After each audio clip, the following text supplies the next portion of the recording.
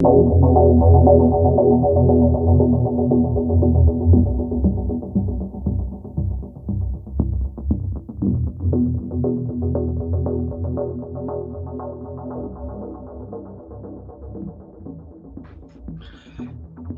soy Mario Mendoza en este programa que hemos ideado con Editorial Planeta, que se llama Desde la Periferia, para conversar con algunos escritores que publican por primera vez un libro o que han tenido algunas publicaciones menores y que de pronto arriesgan en un texto mayor, como en este caso, que sería la novela Parece que Dios hubiera muerto, de Diana Ospina Obando. Yo debo confesar que es uno de los libros que me ha conmovido profundamente y uno de los textos más impresionantes que he leído en los últimos meses, y por eso me complace mucho hoy tener a Diana como invitada del programa para conversar con ella sobre su libro.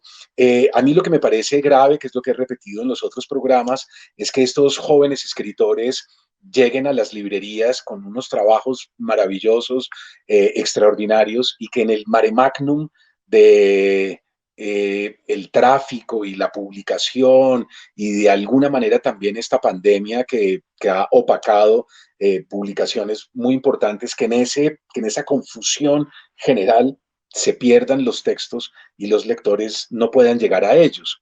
Entonces, lo que he intentado a lo largo de estos programas es como encender una linterna y señalarles a los lectores ese texto valioso que está por ahí perdido entre las 1000 publicaciones que se hacen mensualmente en Colombia.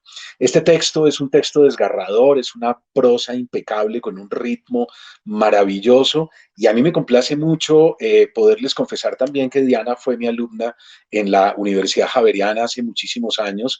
Entonces la recuerdo, por supuesto, como una de las estudiantes brillantes de esa facultad, pero no es solamente eso, sino que me, me conmueve mucho habérmela encontrado a lo largo de los años, habernos saludado muchas veces y siempre intuir que detrás de esas conversaciones pasajeras y ligeras había una empatía y había algo que yo sentía y que ahora entiendo que era, y es que éramos colegas, éramos indudablemente dos escritores que se saludaban, y tenerla en el aula de clase hoy en día me enorgullece mucho, me enorgullece bastante, y por lo tanto le doy la bienvenida entonces a Diana con todo el cariño y el afecto, no solo de escritor a escritora, sino por supuesto de un profesor que se siente muy orgulloso de haberla sentido en el aula. Diana, muchas gracias por aprovechar este espacio y por aceptar la invitación a dialogar conmigo.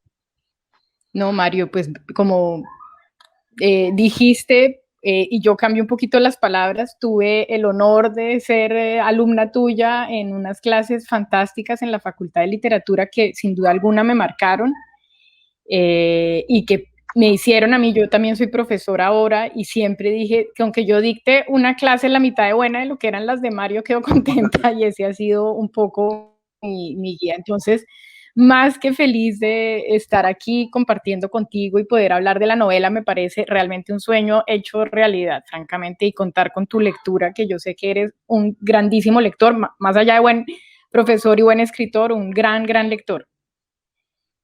Pues mil gracias, Diana. La verdad es que tu libro fue una gratísima compañía todas estas semanas para mí. Lo leí y lo releí, porque volví de nuevo a ciertas escenas para tener como más claridad sobre cómo habías construido ese texto, ¿no? Uno siente fascinación siempre por los armazones. Entonces, si te parece, entremos a la novela. Eh, y yo te quería preguntar inicialmente por un epígrafe. Los tres epígrafes son maravillosos, pero el último, el de Oriana Fallaci, es particularmente inquietante, ¿no? Y es que dice: la muerte de una madre no se puede comparar con la del hombre que amabas. Es el adelanto de tu muerte, porque es la muerte de la criatura que te concibió, que te llevó en su vientre. Yo creo que a lo largo de toda la novela, desde la primera página, empezamos a sentir eso, que es la muerte de la madre no se parece a nada a ninguna de las otras muertes, ni las muertes de las personas que amamos, ni la muerte del padre, ni la muerte de los tíos, los primos, los hijos, que debe ser una cosa terrible, ¿verdad? Pero la muerte de la madre tiene un componente único y muy particular, y es que es la muerte del útero que me concibió, ¿no? De algo en donde yo estuve 9 meses, de alguna manera del receptáculo, de la máquina corporal que me dio la vida. Entonces, la novela arranca de una vez con ese clima tan extraño, ¿no, Diana? Sí, pues yo creo que ahí lo estás diciendo muy bien y efectivamente cuando estaba leyendo un texto de Oriana Fallaci que me encontré esa frase, la frase pues me atravesó porque sentí exactamente eso. Tú nombraste ahí un sinfín de muertes, cada muerte obviamente es una cosa, pero sí con la de la madre, y lo he sentido yo también al convertirme yo misma en madre, por ejemplo, pues no quiero caer como en el cliché de la maternidad, que a veces hay una cantidad de clichés sobre la maternidad que no nos hacen mucho bien a las mujeres, pero sí esa sensación como de verdad lo que tú dices ahorita, como ese cordón umbilical y esa sensación de que es un sitio donde tú viviste, literalmente estuviste ahí adentro, nacer ya es ser como expulsado de esa madre y de ese lugar que habitaron, y en el texto efectivamente muchas veces pues dialogo con eso, ¿no? Hay un momento en que el personaje, pues ella vive sola con su mamá y a la muerte de la madre ya va a tener la narradora que dejar la casa porque pues ya no puede seguir viviendo ahí, y es como una segunda expulsión, o sea, salí del cuerpo de mi madre y ahora salgo a esta nueva vida sin ella, que es finalmente esta sensación de orfandad pues tan tremenda que trae la muerte de la madre, como de no ser ya protegido, de no tener como ese abrazo, como ese receptáculo en el que uno estuvo. Yo sí siento como una orfandad, o sea, que la muerte de la madre produce una orfandad muy profunda, algo ahí como atávico, pues, que se pierde en ese instante.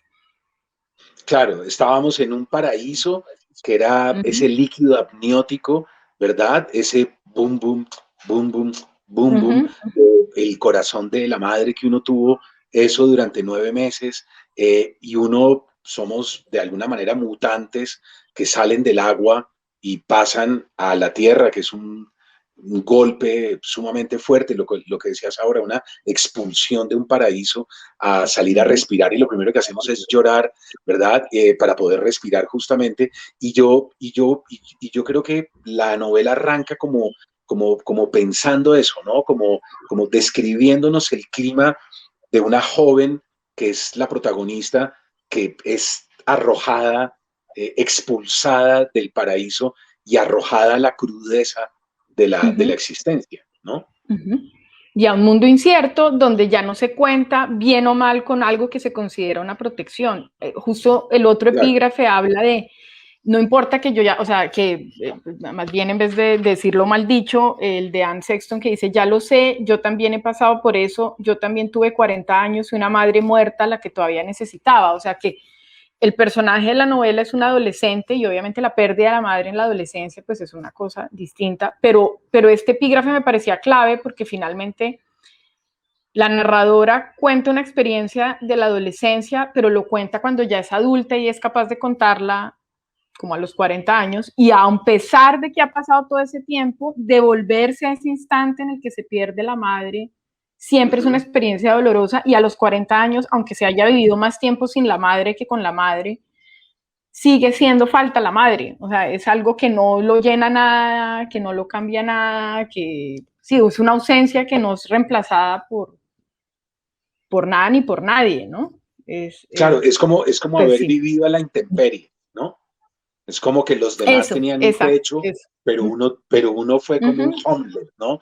Como una especie de Uh -huh, vagabunda uh o -huh, vagabundo que tuvo que vivir a la uh -huh, intemperie sin ese techo que tienen la mayoría uh de las -huh. otras personas, ¿no? Sí, Exactamente. Sí, sí, exacto. Es la expulsión de ese lugar de origen brutal y sin posibilidad de regreso.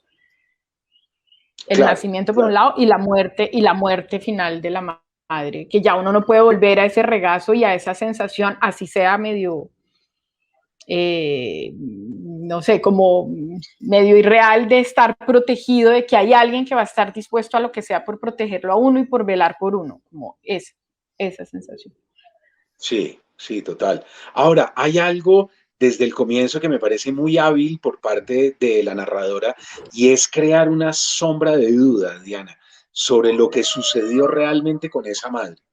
Es decir, sabemos desde los primeros párrafos que la madre acaba de morir, pero no tenemos ni idea realmente de los detalles, no sabemos cómo fue que sucedió con exactitud, se va tejiendo una sombra de duda y lo que sabemos es que hay como un ataque de nervios ocasional, falta de sueño, una clínica de reposo, como una clínica psiquiátrica, unos esparadrapos en los dedos que van creando una sensación de angustia total y que la madre también dice cosas que son aterradoras, ¿no? Como me dan ganas de matarme, ¿no? En algún momento nos van citando esa frase. Entonces, ese clima de misterio sobre qué sucedió realmente con ella, me parece que va creando una trama policíaca. Diana, es una vaina muy rara porque yo siento que la primera parte de la novela tiene un ritmo que es muy policíaco y ahora lo conversaremos más adelante. La segunda parte es más un on the road, ¿no? Es como una novela de carretera, como las películas de carretera en donde el viajero va a ser transmutado y tiene que ir a conocer, a aprender algo durante el viaje. Pero esta primera parte me parece que tiene un suspenso muy de trama policíaca.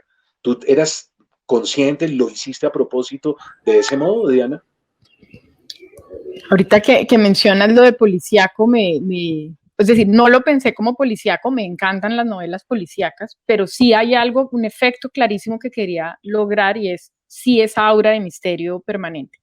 ¿Por qué crear una aura de misterio? Pues no vamos a revelar una cantidad de cosas aquí, pero sí era, por un lado, por cómo se vive, cómo lo vive el adolescente, hay algo que le está pasando a su mamá que no entiende, que probablemente su mamá tampoco entiende, que nadie alrededor entiende, pero sobre todo que nadie habla.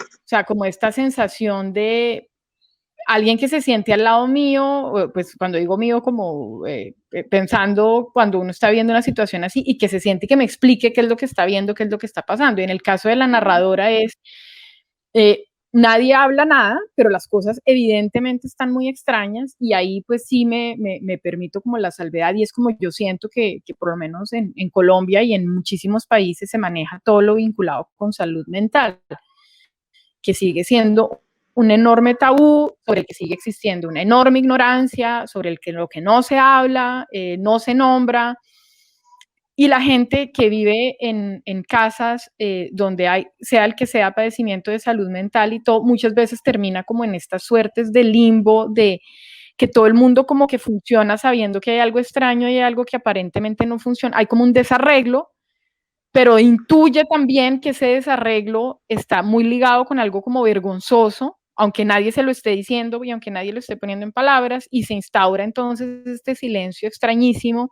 donde además hay pistas, porque en ese sentido yo sí entiendo lo que dices de policíaco, porque de alguna manera yo sí me preocupé mucho en la estructura de ir dejando pistas que haga que los lectores pues vayan pensando, deduciendo ciertas cosas, cada lector pues a partir de sus experiencias o lo que sabe, verá o leerá ciertas cosas ahí, pero ir soltando como pistas que es finalmente como una persona o una persona que vive o convive con personas que tienen padecimientos mentales en una sociedad donde no se habla de eso, lo vive, es como seguir pistas, pero ¿qué será que es esto? ¿Pero qué está pasando? Y obviamente estoy hablando en el relato, pues esto es un momento, la acción sucede en un momento sin internet y sin Google, y yo no sé si eso ahorita solucione Claro. cosas para la gente, pero aquí no hay esas posibilidades. Entonces es solo como esta cosa de hay algo raro, pero yo tampoco lo puedo, la narradora no lo puede entender, no lo puede expresar, y la adulta que va a contar la historia, pues lo cuenta como lo vive esta adolescente, que es efectivamente lo que tú dices, con este halo de misterio que rodea absolutamente todo y que rodea y que hace que la gente que rodea a estos personajes también lo alimenta, ¿no? Con sus silencios, con sus actitudes misteriosas, ¿no? Totalmente de acuerdo. Y mi idea efectivamente, ya que tú hablabas de la estructura, pues si era generar una estructura donde el misterio no es si la madre va a morir o no, eso efectivamente se sabe, pero claro, muy rápido, ahí no estamos haciendo ningún spoiler, pero ¿cómo, por qué? ¿Y sí, qué es lo que pasa exacto. ahí? Sí, ¿Mm? claro, porque la narradora dice, desde la página 17 ahí empezando, dice, decían pastillas, psiquiatra, clínica, ¿no? O sea, murmuraban esas palabras, y eso de alguna manera va creando esa atmósfera tan extraña, tan enrarecida, ¿no? Y yo creo que tu novela también podría ser catalogada como una de las novelas que ahondan en los trastornos mentales, ¿no? Yo creo que Piedad Bonet, por ejemplo, cuando escribió Lo que no tiene nombre, Carlos Fram, Al otro lado del jardín. Ujú, eh, hay, ujú. hay textos como que han incursionado ya en Colombia, y yo creo que esta novela también podría ser considerada como tal, ¿no, Diana? Pues, y mencionas novelas que he leído, obviamente, y es un tema que me interesa muchísimo y sobre el que me parece que todavía hay mucho por decir y tratar y que Mm. todo lo que podamos hacer para quitar estigmas, para quitar tabús, para hablar de eso, nunca va a sobrar, porque francamente hay muchos ángulos, muchas maneras, y está lo que padecen las personas que padecen las enfermedades mentales, que evidentemente pues es un tema tremendo, pero está también lo que padecen las personas que los rodean. Claro, Eh, y, lo, claro.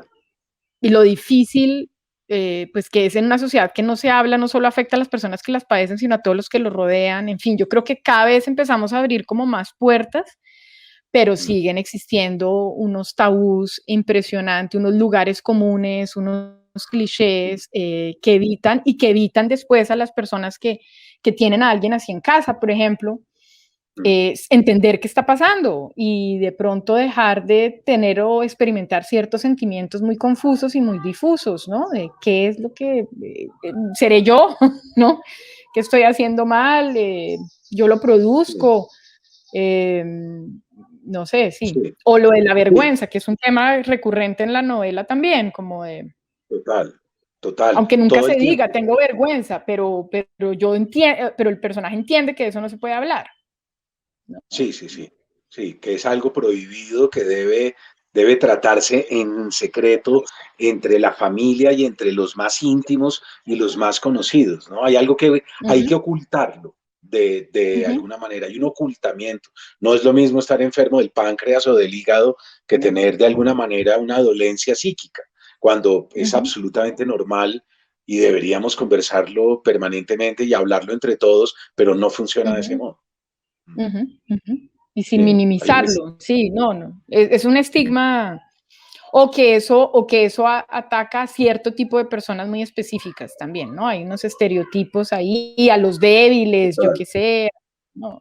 Cuando... Claro, claro. Tiene que ver con la productividad capitalista de pronto, ¿no? Mm, Con el éxito, con el triunfo, con toda esa parafernalia que nos ha montado este capitalismo contemporáneo. Entonces va quedando una dolencia psíquica como una falla de alguien que ya no va a poder ser tan exitoso y que muy seguramente entra en la categoría de loser, ¿no? De perdedor. ujú. Ese es el miedo final. Mm. Y ahí me parece importante y que lo anotas, Mario, y que hablas de eso. Por eso a mí me parecía importante también que el personaje de la madre, sin hacer más spoilers, fuera un personaje muy fuerte en el sentido en que es una mujer muy fuerte. Entonces, que eso Mm. también pudiera de pronto romper algunos estereotipos de, porque Claro. entonces, es ese o esa que siempre estuvo como rarita, tímida. No, ¿y qué pasa si No, no, es no. del epicentro de una casa, la fuerte, la productiva, la ganadora, más bien, ¿no? No la loser, que de pronto se desmorona un poquito. Y también uno qué hace si una figura tan potente parece desmoronarse, ¿no? Que es lo que uno no Sí, esperaría. claro, si se desmorona ella, nos desmoronamos todos, ¿no? Exactamente. Claro, Uh -huh, uh claro, -huh. claro, por supuesto. Ahora, hay algo que va de manera muy sutil, la narradora lo va introduciendo en esa atmósfera de lo que no se habla, en ese ambiente pestífero, un poco extraño, turbulento, raro, en ese dolor que significa la pérdida de ese techo, como decíamos ahora, de esa guarida.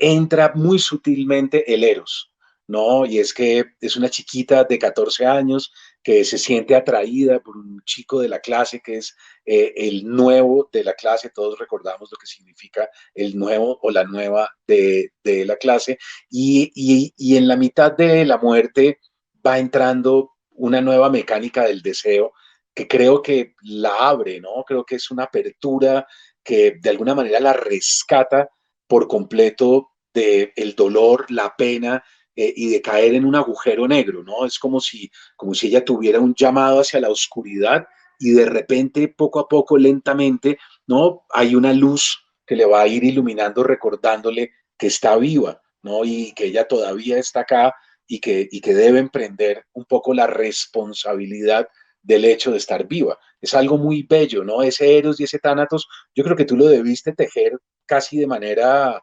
eh, como un diagrama, como yo me imagino una cartelera en donde lo debiste dibujar seguramente para tenerlo claro en esos capítulos, ¿no, Diana? ¿Sabes?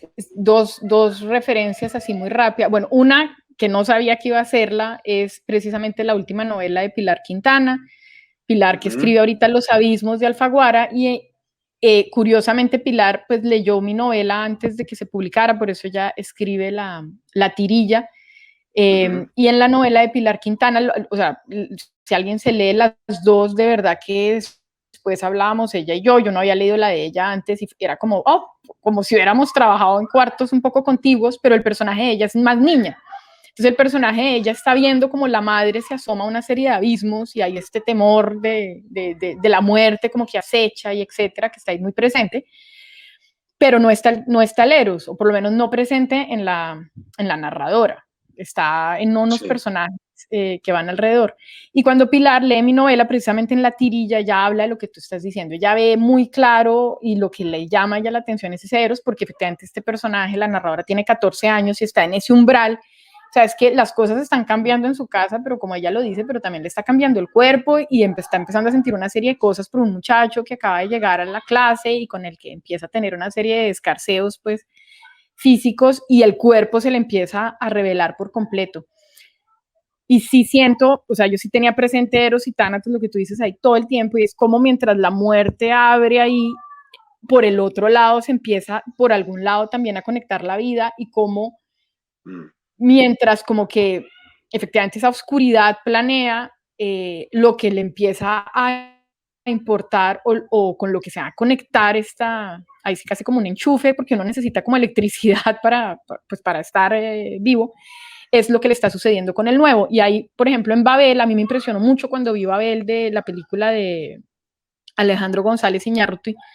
Hay un Ujú. personaje en Babel que es una oriental, que la madre fallece Ah, sí. eh, y Ese de es un manera guión de abrupta, Guillermo y Arriaga. ella, sí, claro, seguramente, no estoy segura si es de Guillermo Arriaga, ya ¿No? dudé, Amores Perros ¿No sí, es de ya él? dudé si Babel es de él, tendría que revisar, Ok, ok. pero ahí me pareció que lo hilaban súper bien y súper fino, como esta muchacha empieza a sentir una atracción y unos deseos sexuales como incrementándose un poquito como más allá de lo normal, Sí. porque está ese Eros ahí tremendo. O sea, en mi personaje yo no lo puse más allá como lo aparece en Babel, pero sí tenía muy presente como esa sensación de esa necesidad de, pues, por un lado física, porque efectivamente el cuerpo está cambiando y todo, pero también es porque Ujú. frente a la oscuridad efectivamente se potencia lo otro, ¿no? El cuerpo, Claro. las sensaciones, la sensorialidad. Antes de que me lleven a esa gruta oscura, prefiero conectarme como con esto, que por lo menos está vivo y late, ¿no? Sí, Eh, sí. Está No, pasando algo, no sí. hay una escena con el dentista, con el odontólogo. En la película, dices tú, Sí, en que ella, sí, en la película en que ella besa al odontólogo, o estoy ya confundiendo no, cosas. no sé, es con un policía, en mi recuerdo es un policía que es el que está haciendo una serie de investigaciones, y la muchacha, pues hay varias escenas, como que va a una discoteca, ella está como en una Bien, cosa sensorial muy fuerte y trata en un momento de acercarse de una manera completamente pues bien. sensual y erótica a un policía, que se da cuenta pues que lo que le está pasando a la muchacha es esta necesidad de conectarse con ese Eros, para Sí. sobrellevar esa muerte, ese duelo que está haciendo. Para no matarse, ¿no? Porque a ella Para no también, matarse, sí, para claro, no matarse ella misma. ella misma, Claro. exactamente, sí. Sí, sí. Es que creo recordar una escena con el odontólogo, pero bueno, no sé si estoy confundiendo películas. Eh, hay una cosa también, Diana, que yo creo que para el lector es algo muy fuerte, pero extraordinario, y es que hay una culpa, ¿no? Mm.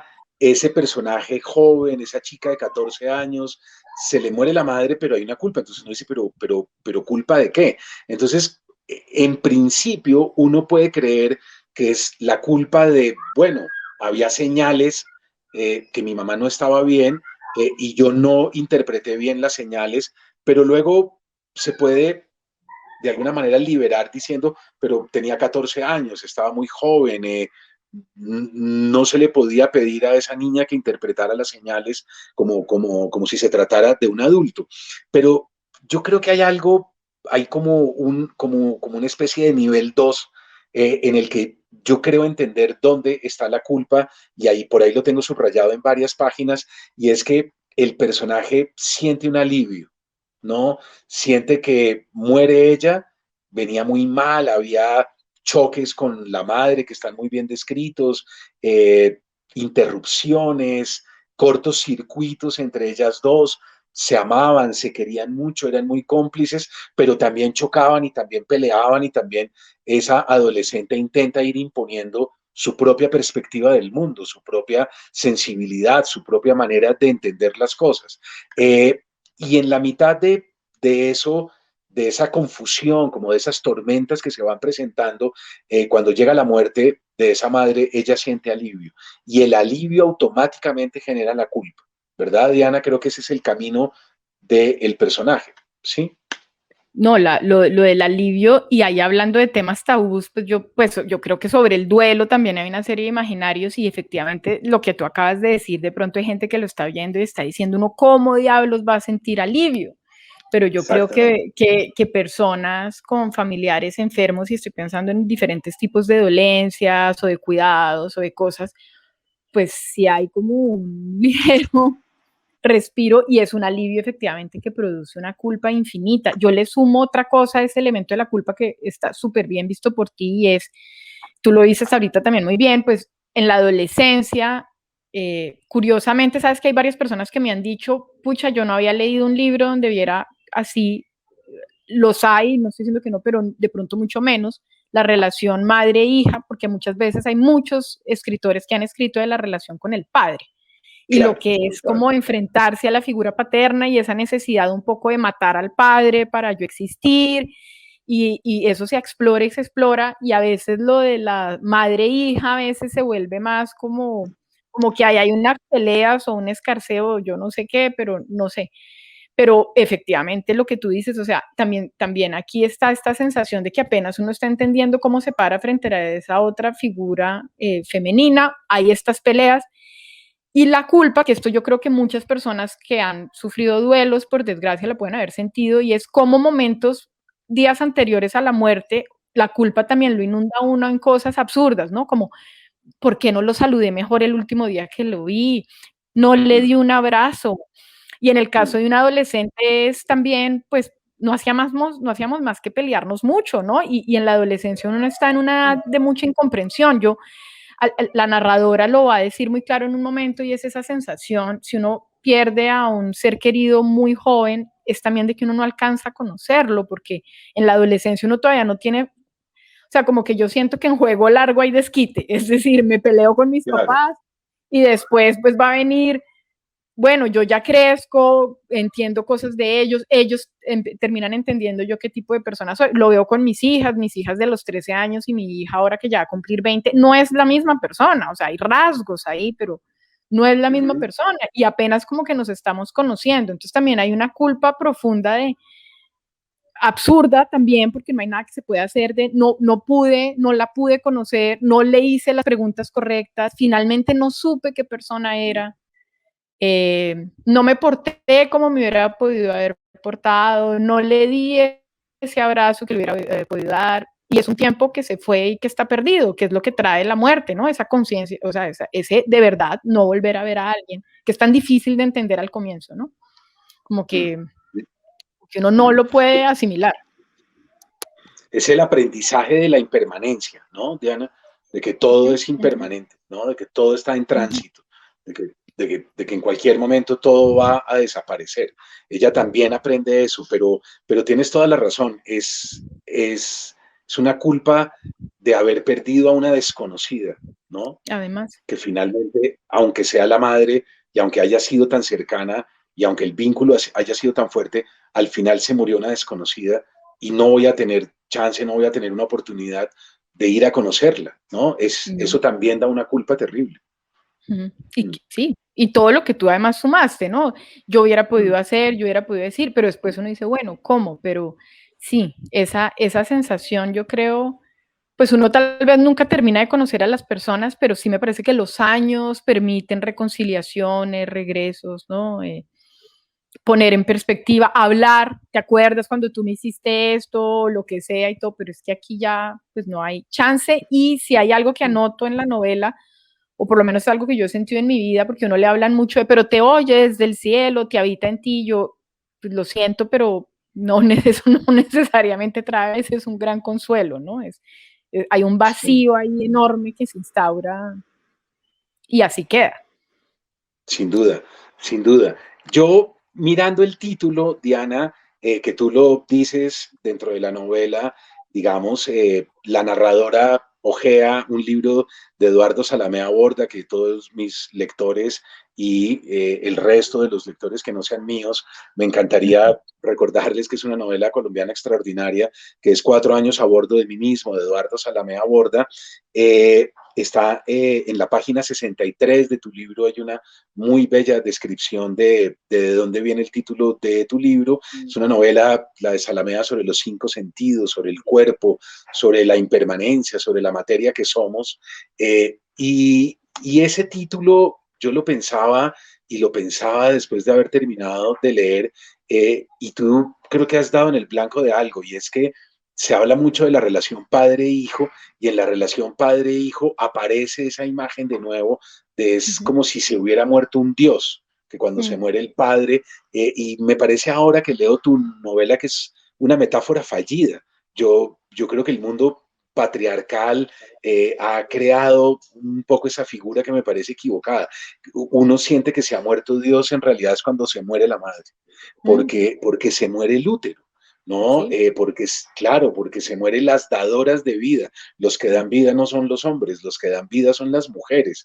Y esos campos energéticos que se crean entre madre e hijo, madre e hija, significa que cuando se muere la madre es cuando se muere Dios realmente, ¿no? No, me habían preguntado por el título en otra entrevista y yo decía, pero es que, ¿qué más?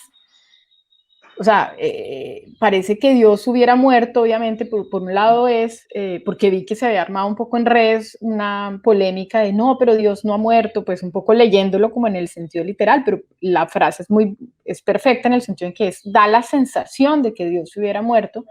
Así Y es. ese Dios, efectivamente, para mí, por lo menos, aquí funcionaba muy bien. Por un lado, la sensación, yo cito la frase completa de Salamea, que es preciosa, que es la sensación de que hay un silencio tan enorme, porque la muerte, en el caso de la narradora frente al ataúd de su madre, que es cuando recuerda la frase de Salamea, es como el silencio es tan profundo que da la sensación que Dios hubiera muerto, como que el creador. Entonces, por un lado tiene que ver con el silencio. Claro, muere una persona y eso inmediatamente trae un silencio físico y real. Está la ausencia de esta persona que producía un ruido, que tenía una voz y todo, pero está también el silencio de todo lo que estábamos hablando antes, que hay un misterio, hay algo que no se está hablando, hay un cuchicheo, hay como una cosa ahí rara, hay algo que no se dice, eso es otro silencio. Y la tercera lectura del título para mí sí es, pues es que se va la madre, se fue Dios, y es el genuino Dios, porque es que es el que me dio la vida. Es de donde yo vengo, es el paraíso que tuve, ¿no? De donde yo vengo, lo que me contenía, lo que me daba protección, la que en la novela la narradora lo dice, la que sabía que ya me iba a dar fiebre y me estaba poniendo el termómetro antes. es eso. Y entonces, pues Dios sí da esa sensación. Perdí a Dios, perdí la sensación de orfandad, de perder el ser que me protegía, al que le podía rogar, con el que me podía pelear también, porque uno pues a veces se pelea con Dios también. ¿Por qué me has abandonado? ¿Por qué no estás cuidándome? ¿Qué es lo que, ahora que te veo que estás mal, por qué no estás ahí? Y es todo eso, efectivamente. Sí, sí, además que cuando hablamos del paraíso perdido, tenemos claro que hubo un paraíso que fueron los 9 meses allá metidos adentro, cálidos, sin frío, ¿no? Muy resguardados, en la gruta mística, ¿no? De la que hablan muchos renacentistas, y de pronto tuvimos que cruzar las columnas de Hércules, ¿no? Y salir finalmente a la vida, que es una cosa muy dolorosa. Entonces, hubo una época en que estábamos con Dios unidos, amalgamados, fusionados, ¿no? Que es el útero. Entonces, ¿quién es Dios realmente? No es el Padre, ¿no? Es la madre. Cuando Dios muere, cuando uno tiene esa sensación, es cuando ha muerto la madre, no cuando ha muerto el padre. Claro, totalmente. Sí. Sí, yo lo leí así, pues para mí era como esa sensación. Sí, qué bello. Es una cosa, fíjate, ¿no?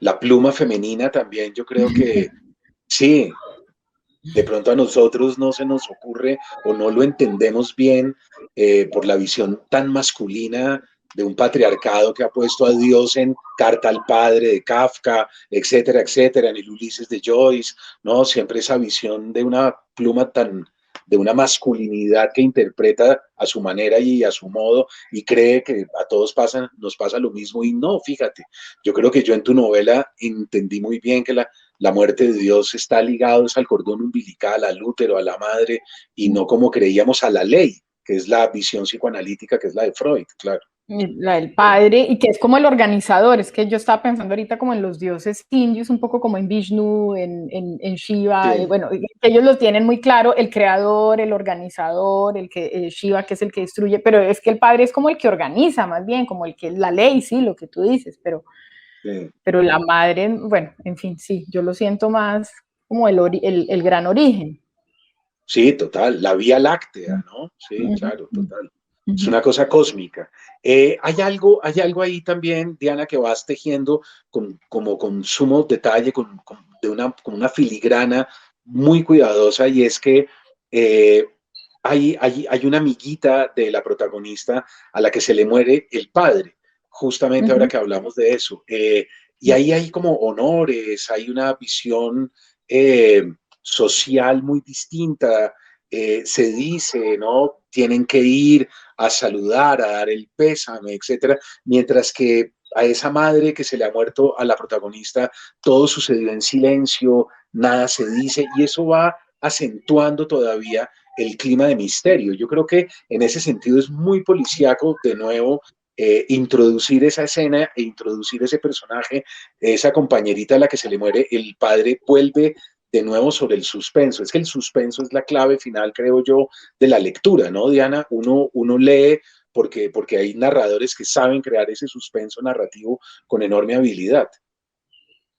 Y efectivamente tú anotas algo ahí, muchas preguntas que me suscita, o sea, todo el tiempo está esa idea de por qué no se habla. Hay una escena que viene ahí muy cerca, que tiene que ver con un compañerito también del colegio que se le acerca en un momento y que le dice algo así como yo lo sé todo, que tanto que la narradora dice, uff, me sentí como en película de gángsters de bajo presupuesto, pues que me están como amenazando, pero sí lo siente como una amenaza real, y el lector no sabe qué es lo que el otro sabe, pero sí sabe que a la narradora le da un susto y que eso va a implicar no acercarse más a esa persona.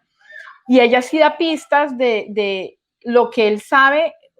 Eso que no se está diciendo tiene el poder como de destruir a mi mamá o de destruirme a mí, y en este caso somos la misma, o sea, como que lo que destruye a mi mamá me va a destruir a mí.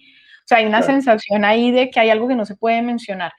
Pero mencionas otra cosa que me parece clave, y es esta gran pregunta que por lo menos se la está haciendo la narradora todo el tiempo y que me la he hecho yo muchas veces en cuanto al duelo, y es qué pasa si los duelos son o no compartidos, que tanto aliviana que a ti te estén acompañando. A veces las funerarias me parecen unos rituales como un teatro, no sé, donde la gente, ay, lo siento mucho, te acompaña el corazón, y uno ya no sabe ni qué decir, y qué tan funcional es eso, pero también lo cierto es que impresionante es cuando uno está acompañando a alguien querido que ha perdido a alguien y le puede dar la mano y puede hablar de eso y el alivio que se encuentra en esos abrazos o en hablar de eso. ¿Y qué pasa si uno le quitan eso porque está teñido como de esta vergüenza o donde uno no puede contestar con claridad? Bueno, porque la gente además siempre quiere saber, ¿no? ¿Y de qué se murió? ¿Y qué está pasando? Pero ¡pum! Y si de pronto eso no existe y si nadie está hablando de eso y si no se puede hablar y si no se puede mencionar, ¿qué hacemos, no? Y cómo se vive un duelo en donde no hay palabras, en donde nadie te está diciendo.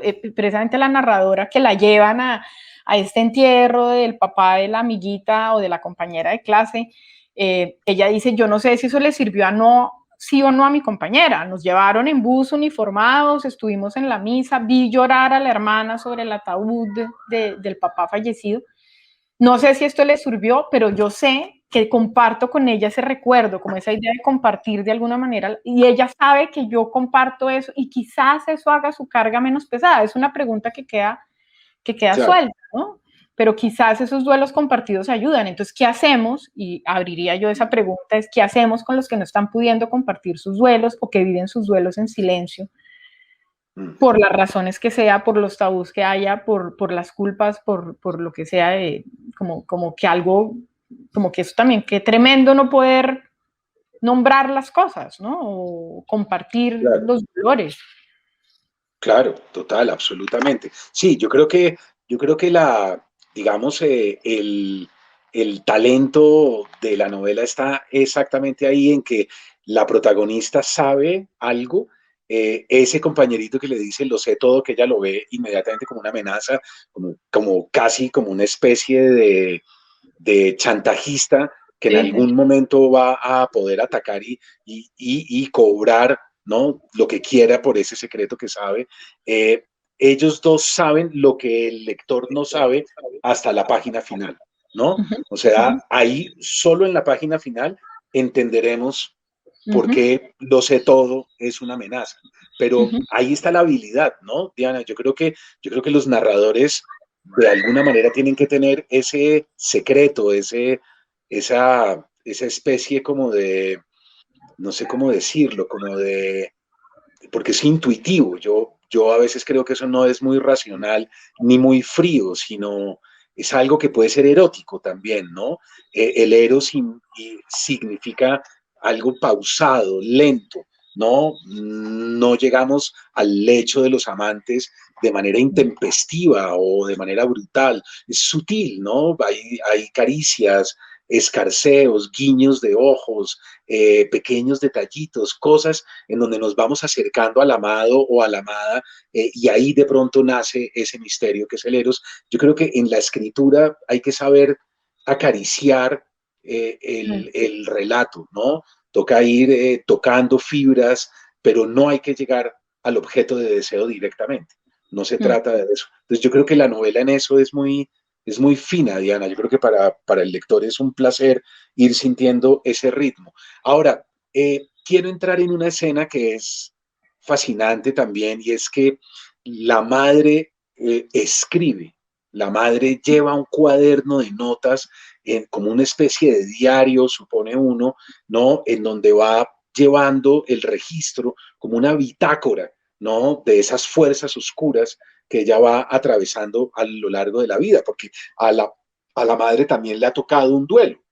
La madre también ha perdido de alguna manera y le ha tocado hacerse grande, hacerse adulta, hacerse responsable, y esa escritura que va tejiendo la madre pasa a la escritura de la protagonista, que también lleva cuadernos y que desde muy joven anota. Hay una escena que a mí me parece hermosísima, que es un momento cuando cambian de casa. Cambiar de casa acá para mí, yo lo tenía por ahí anotado, era cambiar también de útero, ¿no? La casa funciona psicoanalíticamente, o sea, ella pierde todos los techos, todas las protecciones, el padre está de viaje, la madre acaba de morir, hay que cambiar de casa, o sea, queda prácticamente como una desvalida en esa intemperie que será el mundo de ahí en adelante. Y ella graba unos nombres al fondo del closet, ¿no? Anota unos nombres ahí como diciendo que no se me olvide el poder del lenguaje, ¿no? Que no se me olvide que en el verbo va a estar la clave de mi existencia. Entonces yo tengo la sensación de que la novela funciona también como un retrato del artista adolescente. O sea, en el texto de Joyce vemos cómo un hombre se hace escritor, pero cómo se hace escritora una mujer me parece que va ligado al eros, pero me parece que va ligado también a otro cordón umbilical, que es la escritura. Y en este caso la escritura está ligada con la madre, ¿no? Total. Y no, anotas ahí mil cosas y ahorita que te oía y pensaba en todos estos libros, lo digo porque efectivamente la madre es la que escribe, el padre es más bien, o sea, es una familia, vamos a decir, con sensibilidad artística, no tan evidente, porque no es que se dediquen inicialmente a cosas artísticas, sino es como un camino que cada uno a su manera va a ir descubriendo, y la madre yo lo sentía por lo menos cuando yo escribía que quería crear personajes también que, ya que ahorita hablamos de un mundo capitalista, un poco sufriendo la idea de este mundo capitalista de que hay que ser productivo, etcétera, y a veces el arte ahí uno no sabe cómo dónde meterlo, ¿no? Entonces la madre escribe en sus cuadernos, pero es algo que hace como esa necesidad de consignar el mundo, que muchas veces, estoy pensando en muchos de los libros que yo he leído, es más masculino, como que son los hombres. Es curioso porque las madres o las mujeres son como las dueñas de cierta palabra, las que cuentan las que cuentan historias, las que hablan en la cocina, que sería como el útero dentro de la casa, la cocina, claro, donde uno termina ahí calientico hablando y está esta idea de que cocino y cuento cosas, etcétera, pero que termina siendo mucho en las novelas, a veces consignado en el mundo masculino, ¿no? El padre es el que escribe, el que tiene cartas, el que no sé qué, y aquí es la madre, en cambio, y hay este mundo femenino. Finalmente hay un momento en que esa casa es todo un mundo femenino, ¿no? Es la madre, está la tía, está la empleada, pero son mujeres muy distintas y atravesadas por presiones y por cosas distintas. Yo quería también como precisamente mostrar un poco esta diversidad de fuerzas, muy presionadas también todas por un deber ser, que yo creo que nos arrastra a todos, obviamente, pero que aquí está muy marcado en el mundo femenino, ¿no? ¿Qué es ser una buena mujer o lo que piensa, por ejemplo, la empleada sobre lo que es una buena mujer y lo que toca hacer, lo que ella ha visto en sus telenovelas, la tía que va a quedar el cuidado de la madre, que también es un espíritu mucho más libre, que se va a empezar a encontrar con esta necesidad como de encajar, y la madre que termina responsable también de un hogar, como supliendo un rol muy masculino de alguna manera, ¿no? Ella es la proveedora, la que, bueno, en Colombia estoy contando una historia que no sorprende a nadie, una madre que termina siendo cabeza de familia, pero que tiene esas otras inclinaciones también de nombrar. Entonces, simplemente para volver como a lo que me estabas diciendo, pues está esta idea de escribir, de que al escribir yo entiendo lo que me está pasando, o por lo menos eso creo, o esa necesidad de consignar mi mundo que está ahí, y que la narradora, por ejemplo, en su historia de amor, es muy importante escribir sobre ella porque ella quiere entender si va a poder entender el silencio que hay en esa relación, que se miran, que no se sabe qué pasa, que es un deseo como que no termina de entenderse, que quizás la escritura lo dé. Y lo que tú dices, pues de esta escena de la escritura en el closet, para mí tiene dos lecturas. Una es, yo lo escribo para que no se me olvide, pero en el caso de ella además es al interior de un closet, pero no es apenas se abre el closet, sino como en la pared de la esquina, o sea, no va a ser evidente, alguien va a tener que asomarse y verlo, y cuando alguien lo vea va a ver esos dos nombres y se va a tener que preguntar quiénes eran esos dos nombres, y por algún momento, casi que ahorita pienso un poquito en la invención de Morel, de Bioy Casares, es como en la mente de ese lector, ahí existimos, ahí vamos a estar, ahí existe todavía esa relación, esa presencialidad. Entonces, sí, las palabras no solo consignan un mundo y dejan memoria, sino permiten que ese mundo sea habitado en otros, ¿no? Que se materialice en otros, en la mente de otros, y no se lo lleve el olvido y el silencio por completo, que es todo el tiempo aquí el temor. Claro, Esa claro. sería...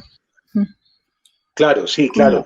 Moriste, te fuiste, pero yo me encargaré detenerte y de sostener tu memoria para que no desaparezcas, ¿no? ¿Y cómo lo haré? Escribiéndote, ¿no? Sí. En donde estemos las dos, porque son los dos nombres, Claro, escribiendo claro, sobre las dos. claro. Las dos continuaremos y yo me encargaré de eso. ¿Cómo? Apelando al lenguaje, ¿no? Claro, sí, es muy bello. Sí, es bellísimo, es una cosa muy linda. Aquí para ir acercándonos al final, Diana, hay un cambio de frente. Yo siento que la novela se mantiene en el ritmo policíaco, eh, como un buen trecho, y de repente la narradora muy hábilmente hace como un punto de giro, como otra vuelta de tuerca, y nos entra en una lógica distinta que no es la lógica policíaca, sino es la del on the road, ¿no? La de las novelas de carretera o las películas de carretera. Hay un viaje hacia el Tayrona, regresa el padre, que te lo decía ahora por fuera de micrófonos, es un personaje para mí encantador, fascinante, me parece silencioso, como despistado, como un poco marciano, con un toque de irresponsabilidad casi que infantil, lúdico, muy creativo, que tira a la basura toda una carrera y decide dedicarse a algo que es ser fotógrafo, que a él le gusta y punto, y ya, pero uno que al comienzo lo ve como muy torpe, como un padre que no da una, ¿no? Que no sabe acogerla. Ella le dice en algún momento, yo, yo quiero estar contigo, ¿no? Yo quiero vivir contigo, o sea, como un reclamo casi, como una necesidad. Y él vive un poco como en unas fantasmagorías, pero me parece que es un personaje que va conduciendo como un guía niño, lúdico, intuitivo, genial también, porque creo que tiene toques de absoluta genialidad. Esa caminata entre el punto de entrada del parque y la llegada hasta el mar, en donde él se va hablando con los demás y le importa un pepino que la chiquita va atrás con el morral aplastada, llena de calor, mortificada, zancudos, de todo. Ese tipo que va ahí feliz siempre como por la vida, me parece que es un personaje inolvidable, ¿no? De los padres de la literatura, creo yo, inolvidables es el tuyo. Pero, pero yo te quisiera preguntar por el On the Road, yo te quisiera preguntar por esos dos artistas juntos, ¿no? Que emprenden ese viaje que tienen que hacer porque tienen algo pendiente que solucionar ellos dos, ¿no, Diana? Solo anotaré que me ha llamado mucho la atención, otro amigo muy buen lector también me decía lo que le gustaba el padre, porque las lectoras me hablan mucho de las figuras femeninas. Claro, Y justo él también me decía, no, ese padre me parece que son esos padres que uno tiene la sensación de que no saben lo que están haciendo, pero como que tienen un tipo de sabiduría, y me hablaba justo de la escena de la caminata y decía, es que finalmente ahí lo importante es no acompañarla. Y veía en sí, eso como una sabiduría y me ha parecido muy bonito esa conexión con ese padre que tiene efectivamente, pues yo traté de que fueran personajes que no fueran como unidirección, o sea, que fueran con muchos matices, ¿no? Que uno los agarre como son las claro. personas en la vida real, ¿no? Que tienen múltiples matices. Y lo que dices es totalmente cierto. Yo quería, pues, esas eran como para mí las dos partes claras, como una primera parte, que es muy lo que está en la contracarátula del libro, y si aquí sin hacer ningún spoiler, que es la muerte, lo que nos llevó a ese momento de la muerte, todas las dinámicas que siguen a la muerte, las funerarias, los papeles, rehacer una vida, desocupar un cuarto, la trasescena ahí de la muerte que es tremenda, que es uno empacando la crema de dientes despichada, eso no lo tengo en el libro, pero la crema de dientes que la persona está usando y el cepillo de dientes que todavía, ¿no? Gastado de esa persona que estaba viva hasta hace un día y uno estaba riendo y todavía la casa huele a esa persona y todavía está el champú que esa persona usaba que le recuerda a uno el pelo, pues el olor del pelo cuando uno abrazaba a esa persona. Toda esa parte del duelo que está llena como de estas minucias, y la segunda parte para mí, yo sí quería, efectivamente, soy fanática de esas literaturas de viaje y de las películas de los road movies, donde los personajes, el viaje es, salgo de mi entorno conocido, salgo de ese lugar de protección esa segunda expulsión ahí si quieres, y ahí entonces se permiten una serie de cosas, y lo hablamos también un poquito antes de empezar. Para mí, pues uno de bogotano crecido en la montaña, pues la tierra caliente, apenas uno se quita la chaqueta y entra este aire, como que hay otra cosa, ¿no? Se despierta, ya se le empiezan a calmar el cuerpo, hay una cosa ahí que en lo sensorial, yo, pues si uno bajándose de la montaña, se siente, ¿no? El olor, los olores, el calor, quitarse la ropa. Es que en Bogotá uno vive ahí como con la capa sobre la capa de la capa. Y salir de ahí, por lo menos para uno que está tan acostumbrado a estar tapado, es como que se despiertan los sentidos, efectivamente. Y el viaje al Tayrona, además el Tayrona, pues es un sitio francamente, a mí me parece mágico en Colombia, cada vez que puedo regreso, tener la sierra ahí atrás, esa montaña, es que se combina todo, ¿no? Esas piedras gigantescas, el mar, las playas, y la sierra. Y el Tayrona, que yo escribo en la novela, solo hago la aclaración por si alguien ha ido recientemente y dice, me estafaron, así no es. Es el Tayrona de los años 90, que era así, que ahora pues tiene un camino súper armado, ya uno no sufre como el personaje, porque lograron hacer la entrada como una caminata mucho más suave, uno tiene dónde agarrarse, te venden una agüita ahí subiendo, pero el Tayrona de los 90 no era así, era agreste y uno acampaba donde colgaba el chinchorro, pues, no... Es el Tayrona, o sea, la gente que estuvo en los 90 yo creo que va a recordar ese parque así, sin luz eléctrica, sin tanta gente, y que la caminata sí era dura, pues mucho más de lo que es ahora. Y las playas a donde uno podía acceder, porque ahora se sigue ahogando gente en el Tayrona lastimosamente, porque son playas Se murió peligrosas. hace poco, Diana. Se murió Sí, hace una semana, exactamente. se ahogó. Sí. Yo estaba mirando tu libro y de pronto vi la noticia del joven ahogado en el Sí. Tayrona y era como si prácticamente fuera el No, personaje de tu novela, como si fuera Javier, ¿no?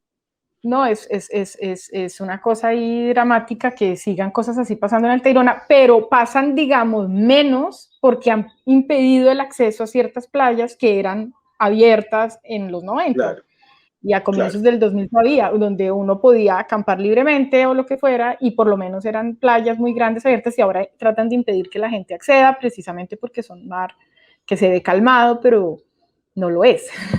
Tiene unas No, corrientes submarinas muy peligrosas. es una corriente interna que no se ve, ¿no? Uno ve Uh-huh. el mar ahí como llegando un poco tempestuoso, sí, pero uno no sabe los remolinos internos que tiene y esas corrientes son las que ahogan finalmente a los bañistas. Ahora, Uh-huh. hay algo ahí, Diana, también, y es que no hay que olvidar que la novela de Salamea, el subtítulo es Diario de los Cinco Sentidos, ¿no? O sea, 4 años a bordo de mí mismo, Diario de los Cinco Sentidos. En ese On the Road tuyo, da la sensación como si entráramos en un diario de los cinco sentidos, ¿no?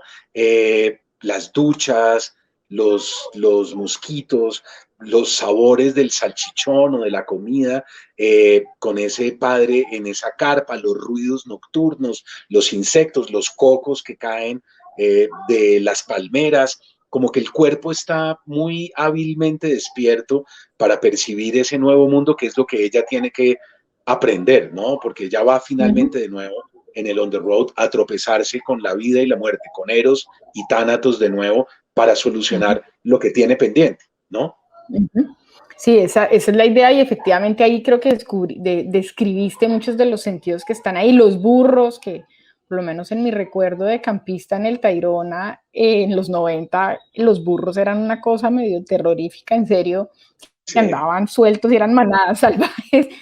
sí, sí, sí. Y están eso, están los animales, y ya que tú habías hablado de que era un relato de iniciación, a mí me parece que aquí sigue ese relato de iniciación, que es cuando ella puede estar, sale, es que a veces, o por lo menos, ahí sí yo hablo desde mi experiencia personal, yo vivía el colegio muy encerrada con la gente de mi colegio, yo no era de las que tenía amigos de otros colegios y que todo eso, y como, pues, no sé, no había estas redes sociales ahora, etcétera, entonces uno vivía de verdad, a veces muy burbujas, y yo Uh-huh. no tenía vida de barrio tampoco, entonces como que los miles de amiguitos del barrio no fue así como yo crecí. Y para ella llegar a para la narradora, llegar ahí sí quería yo hablar como de ese despertar, es todo este mundo que se le abre con los campistas, que el Tayrona tenía eso, lo sigue teniendo de cierta manera Bogotá, pues Colombia en general, que no hemos sido tierra de extranjeros, o sea, aquí el extranjero y sobre todo en muchas épocas sigue siendo todavía de alguna manera como el bicho raro un poco. El Tayrona sí era un sitio donde uno podía llegar y encontrar gente de distintas nacionalidades y oír otro idioma, y ella habla de la pelirroja que está en la ducha y ver otras relaciones con el cuerpo y con la sexualidad y con la vida, etcétera. Entonces es como también esa apertura al mundo, ¿no? Es salir de Bogotá, la expulsión de la casa materna, todo esto, está el padre, pero también está como todo este nuevo mundo que se le abre y la infinidad de posibilidades que a veces se ven desde un mundo que estaba muy chiquito hasta ahora, ¿no? De pronto es como la sensación de, como frente al mar, finalmente el horizonte del mar infinito, enorme, esas playas kilométricas que tiene el Tayrona, y de pronto está ahí uno y dice, hay más, ¿no? Hay más que solo, o sea, la vida, claro. El mundo es ancho y ajeno, como ese supertítulo del libro del peruano. De Alegría es el de Ciro Alegría. De Ciro Alegría, ¿no? De Ciro Alegría. De Ciro Alegría, sí. Pues como esta sensación. Claro, porque en la ciudad el horizonte es vertical, ¿no? Entonces uno mira, es así que son los edificios, ¿no? Pero cuando llega ella al Tayrona puede por fin ver la inmensidad en lontananza, ¿no? Eso siento yo, o por lo menos era lo que quería, sacar al personaje del sitio conocido y llevarlo a un sitio, claro, para mí por lo menos tan simbólico y tan cargado de significado como es el Tayrona, que tiene todos estos significados para nuestras culturas ancestrales nuestras también, claro. Porque de verdad es un sitio con una energía que ojalá sepamos preservar y cuidar y no convirtamos a veces en balneario, que es lo que a veces pasa. Y llevarla a ese sitio me parecía clave para eso, para que se le abriera este mundo y fuera el lugar donde gracias a esa explosión de los sentidos, gracias a todo, pudieran al fin llegar las palabras y terminar de resolverse las cosas, claro, que no quedaron resueltas. Claro, porque en esas páginas por primera vez ella también se desnuda, ¿no? Ella ve a las otras bañistas, ve que son viejas extranjeras, tranquilas, muy relajadas, que se desnudan tranquilas, y ella por primera vez dice, pues, qué carajo, ¿no? ¡Pah! Y se desnuda y se siente cómoda con su cuerpo, y ese gesto es muy importante para llegar al final, ¿no? Es digamos, lo que sucede físicamente, sucede psíquicamente, ¿no? Y logra desnudarse con el padre para poder finalmente hablar de lo que tienen pendiente y de lo que no pudieron hablar allá en las montañas, en ese mundo conventual, frío, ahí por fin con los cuerpos abiertos pueden hablar, ¿no? Sí. Bueno, muy bien, Diana, esa era la idea. Finalmente, preguntarte hacia dónde va tu escritura, Diana, hacia dónde te diriges, qué planes tienes, tienes un segundo libro, una novela, relatos, ¿cuáles son tus inquietudes estéticas hacia adelante? Las dos, diría yo, curiosamente hay una novela que es la que yo creí que iba a escribir de primeras y había empezado esa novela y se me atravesó esta, y es cuando uno descubre que uno no escribe lo que quiere, sino lo que puede en los momentos que puede. Es como uno empieza y pues resulta que, o sea, si tú me hubieras preguntado hace 5 años, que fue cuando yo me demoré unos 4 años haciendo esta novela, no todo el tiempo escribiendo, pero sí armándola, pensándola, desechando muchas páginas, muchos personajes que había creado que me di cuenta que sobraban y que tenía que dejar la historia limpia, porque en realidad cuando yo empecé no sabía muy bien qué historia estaba contando, porque se me atravesó realmente y me di cuenta que ya aquí uno entra como en el terreno casi de la metafísica, mi yo interno, no sé qué parte de mí necesitaba empezar por contar esta historia, cosa que yo no sabía de manera consciente hasta que no me sentí a escribir, y esa fue la historia que salió, y de pronto esto era lo que necesitaba salir. Pero entonces ahora que ya como que destrabé eso de alguna manera, creo que puedo retomar la inicial, que curiosamente para mí estaba mucho más vinculado con algo policíaco, justamente. Pues digo yo como en esta idea del ritmo, de las pistas, del misterio que quería crear, Y ahora estoy retomando esa historia, a ver si esta vez sí me deja, no sé, si no se me aparece otra. Tengo eso y tengo los cuentos, siempre me han encantado y me encantan, y sobre todo cuando uno no puede solo dedicarse a escribir, que espero en un futuro pueda hacer, ya me libere de las otras obligaciones. Los cuentos tienen la ventaja de que al ser más, pues sí, escrito, uno entra, habita ese universo durante un par de meses y después sale, pero no como en la novela, que uno está metido durante muchísimo más tiempo, más largo alcance. Entonces los cuentos sí tengo varias ahí también como ideas, veremos cuál va ganando cuál logro terminar primero. Pues bueno, yo, Sí. yo la verdad, sea el que sea, será un placer leerte, Diana, como sucedió aquí. Yo te felicito porque ese ritmo aparentemente sencillo, ¿no? Es una prosa limpia, impecable, sencilla. La gente cree que esa sencillez es fácil y eso es lo más difícil, ¿no? Lo más complicado es lograr esa prosa que tú tienes ahí. La gente tiende a abigarrarse, a adornarse mucho, a complicarse mucho creyendo que la narración puede ser mejor en la medida en que sea más complicada. Y es todo lo contrario. Lo más difícil es encontrar esa prosa limpia, cristalina, transparente, que yo creo que para los lectores es sumamente grato. Entonces yo realmente te felicito. Ahí hay una prosa muy madura para hacer un primer libro, aunque sé que llevas años escribiendo, corrigiendo ahí en silencio, se nota mucho y eso es un beneplácito, digamos, hay que saludar con enorme alegría libros como el tuyo, así es que invitar a los lectores a que lean el libro, yo creo que esta conversación no tiene mucho sentido si ellos no se acercan y no lo leen, y sería muy bello que pudieran leer la novela y después volver a escuchar la conversación entre nosotros, que ahí yo creo que van a entender muchas de las cosas que hemos tocado acá. Así es que felicitarte, agradecerte por tu tiempo y esperaré segundos, terceros libros tuyos con enorme entusiasmo, Diana, indudablemente.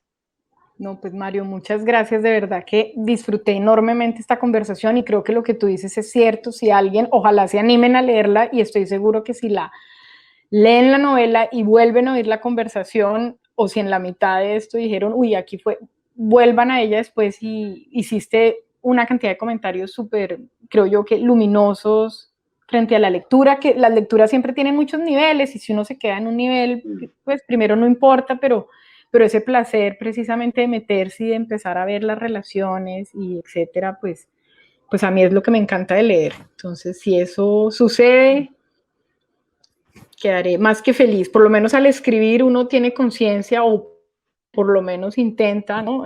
Decir, uy, bueno, el que se meta un poquito de pronto esto sí fue importante, Claro. ojalá alguien lo vea, en fin, o le resuene. Bueno, ahí está. No, muchas Claro, gracias, de además, verdad. no, a ti, gracias a ti por haberlo escrito, por el tiempo, por todo, Diana. Y recordarles también a los lectores que son tiempos de tánatos, ¿no? Es pandemia, es tiempo de muerte, es tiempo, quizás esta novela también sale en un momento muy particular y yo creo que les vendría muy bien acercarse a libros como este para entender la impermanencia y para entender esa pugna permanente entre las pulsiones de vida y las pulsiones de muerte. Bueno, mil gracias y hasta la próxima. Chao, chao. Hasta la próxima. Muchas gracias.